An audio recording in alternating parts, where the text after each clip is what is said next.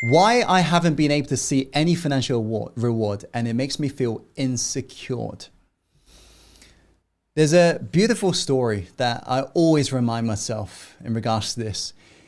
It's a story called a $2 stone.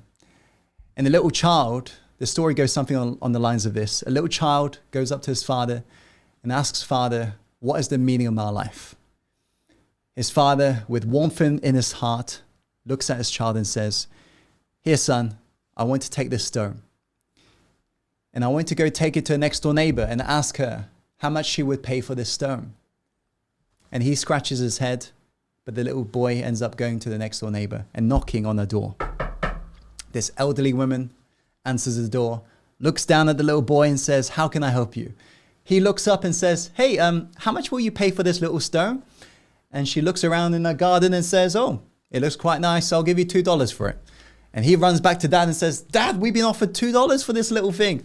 He says, okay, son, not so fast. I want you to now go to the museum and ask the owner of the museum how much he or she will pay for this stone. So he runs over to the museum.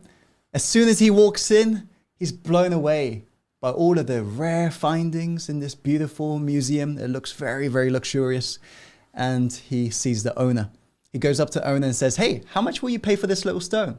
The owner says, this will look good in here. I'll give you $2,000 for it. He scratches his head and runs back to dad and says, Dad, we've just been offered $2,000. And his dad says, one final time, okay, son, I want you to now take the same stone to the jewelry store owner around the corner from here. Ask her how much she will pay for this stone. So he runs over to a jewelry store, walks in. As soon as he does, he's almost blinded by glistening lights, the rubies, the diamonds, and everything. It looks crazy. And all of a sudden, he notices how the owner is looking at his hand where the stone is kept. And her jaws are almost dropped. She says, little boy, are you selling that little stone in your hand by any chance? And he says, yeah. How much will you pay for this? And she begins to observe it. And she says, I'm blown away. I've never seen anything like this. Well, will you take $2 million for it?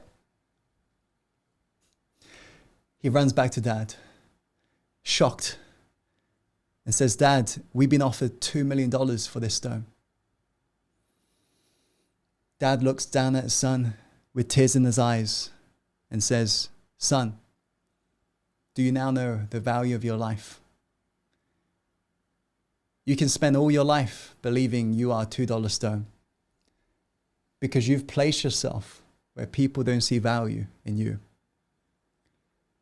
Or you can spend the rest of your life believing you are this $2 million stone because you have placed yourself where people treasure you. The moral of this story is to place yourself where people value you. And you'll notice that the flow of abundance sometimes begin to truly be unlocked.